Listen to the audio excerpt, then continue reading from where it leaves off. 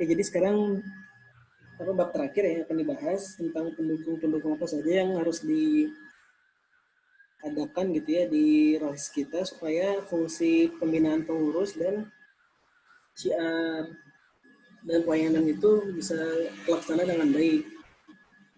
Ada dua. Yang pertama,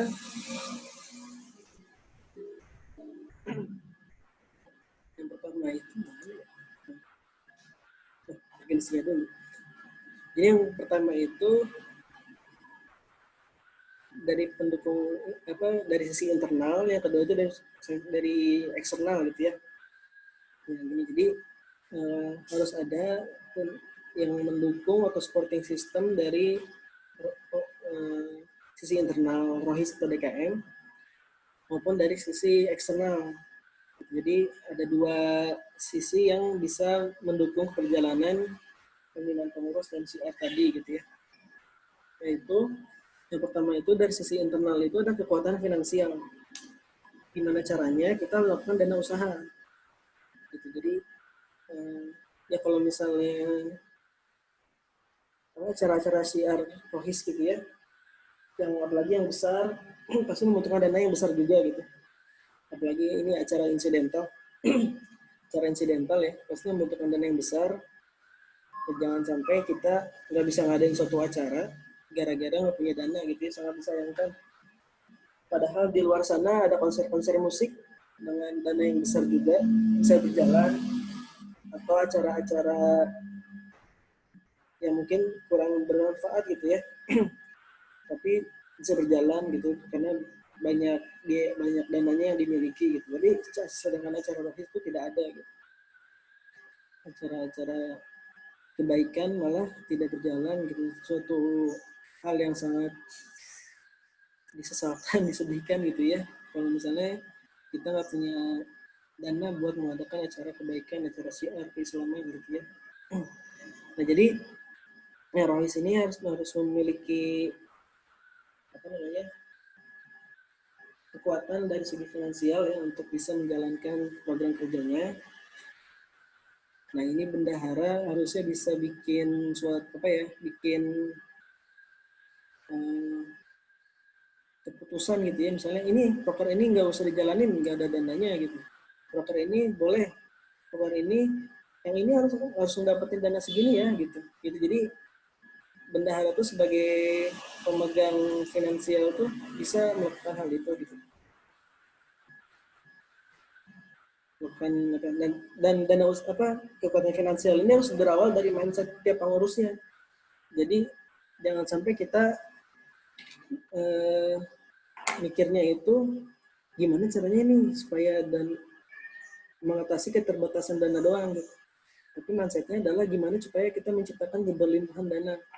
Jangan sampai kita berkutat di keterbatasan sehingga realita kita keterbatasan itu terus aja gitu ya, tanpa kita berpikir gimana caranya melakukan keberlimpahan dana gitu. Justru kan lebih baik gitu ya, dana-dana ROHIS itu berlimpah sehingga nanti kita bisa melakukan misalnya gitu ya kegiatan-kegiatan lain yang berupa donasi gitu ya, atau misalnya renovasi masjid atau apa gitu ya, mungkin bisa lebih bagus lagi gitu sih karena punya keberlimpahan dana.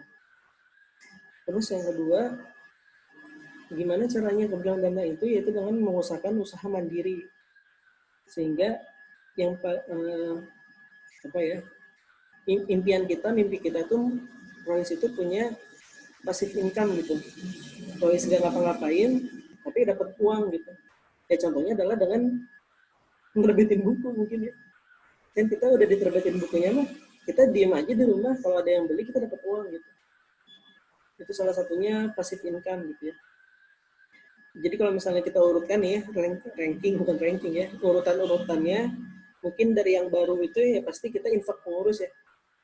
Infak pengurus yang dari yang paling level paling bawah mungkin kita mengandalkan infak pengurus. Jadi pengurus misalnya bayar uang kas setiap bulan, misalnya 5.000, 10.000 tiap bulan gitu, ntar kumpul dana, nah itu dana itu dibuat digunakan untuk acara rohis. Itu yang paling sederhana lah gitu ya. Yang kedua, kita bisa apa namanya, meminta dukungan ke sekolah gitu ya, supaya dikasih dana operasional, misalnya setahun berapa juta gitu ya, misalnya 5 juta, 10 juta. Jadi sekolah mendukung kegiatan rohis gitu ya, dan sebagainya. Yang ketiga, kita mengusahakan donasi keluar sekolah dan keluar pengurus gitu ya.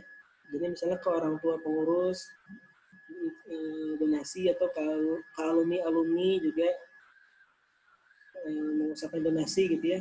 Terutama ada alumni yang sudah kerja gitu ya. Kalau yang kuliah mah kayaknya belum punya penghasilan juga gitu. Jadi, dan yang terakhir tadi mempunyai usaha mandiri yang sampai memiliki passive income gitu ya. Gitu. Jadi ntar teman-teman, kalau teman-teman ada yang suka bikin aplikasi tuh, bikin aja aplikasi terus taruh di Google Play Store gitu ya, atau di Apple Store gitu ya, buat yang pengguna Apple. Itu bisa tuh kalau saya kemarin baca-baca dikit, kalau nggak salah, kalau 100 pengguna aktif, kalau punya 100 pengguna aktif, jadi nggak cuma download ya, tapi digunakan secara aktif, itu sehari itu bisa $1. Lumayan, kita nggak ngapa-ngapain, bisa dapat uang sekitar 14.000 sehari gitu ya. Jadi lumayan kalau misalnya itu baru satu aplikasi gitu. Kalau misalnya kita punya 20 aplikasi, ya berarti kalikan saja gitu. Jadi bisa tuh kita banyak hal yang bisa kita update grafis kita gitu ya, supaya kita bisa passive income.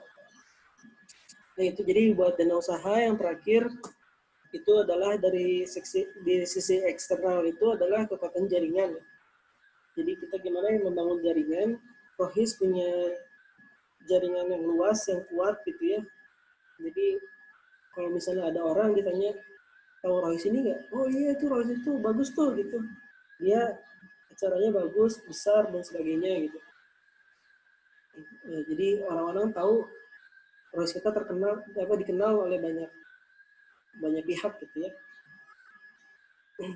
Dan jaringan ini dimulai dari sesama Rohis di tiap kota gitu ya. Dari tiap kota, tiap provinsi, baru tiap di Indonesia gitu. Jadi kalau misalnya ada forum Rohis tingkat kota gitu ya, itu bisa tuh diawali dari punya itu aja, dari punya jaringan ke Rohis di sekolah lain di kota tersebut gitu. Di buku ini sebenarnya dijelasinnya lebih ke FSRB ya, ke Rohis Kota Bogor, cuman mungkin bisa disesuaikan dengan di kota-kota lain di Indonesia, mungkin semangatnya bisa sama gitu, walaupun mungkin pengaplikasiannya bisa berbeda. Ntar mungkin bisa sharing juga sama ke saya gitu ya, buat di kotanya masing-masing gimana, saya bisa saling kasih masukan lah gitu.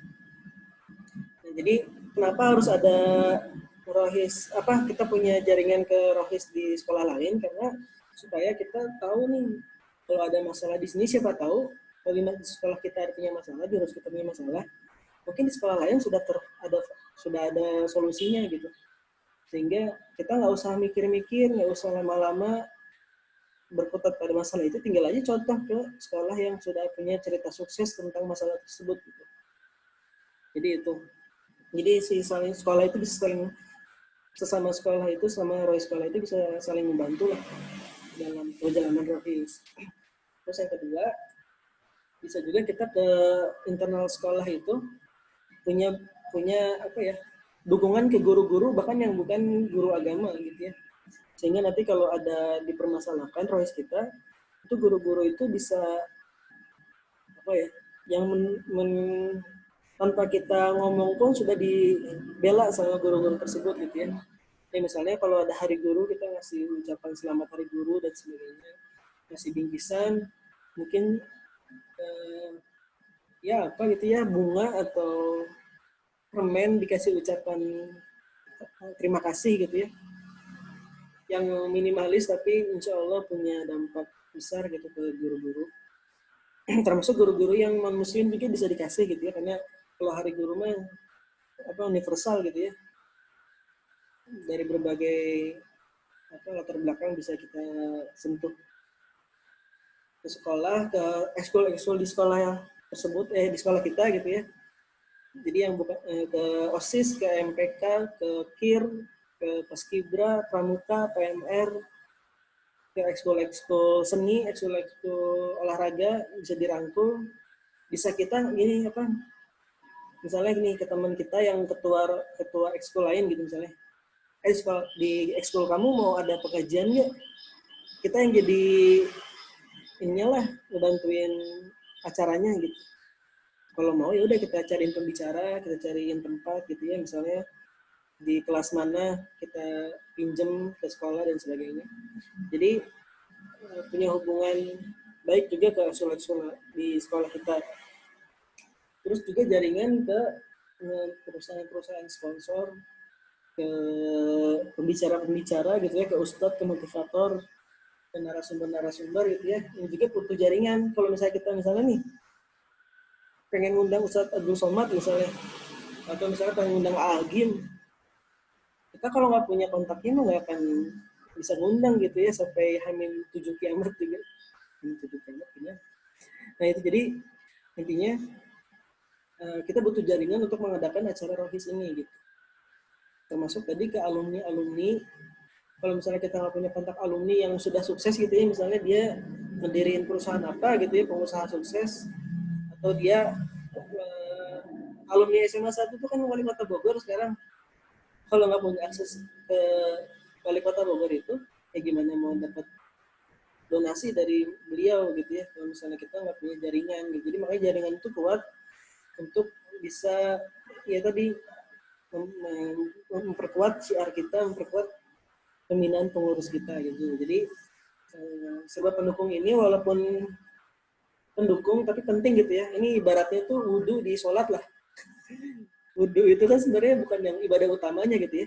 Tapi wudhu itu wajib juga karena tanpa wudhu sholat itu jadi nggak diterima gitu, nggak diterima. Jadi makanya membangun serba pendukung ini juga perlu diperhatikan lah buat rohis. Jangan sampai kita banyak bidang gitu ya tapi nggak ada bidang jaringan atau humas gitu ya, bahasa bahasa umumnya mah humas gitu ya, atau PR, public relation gitu ya, atau dana usaha atau apapun namanya, wirausaha dan sebagainya, sehingga masalah kegiatan tuh jadi bermasalah lah.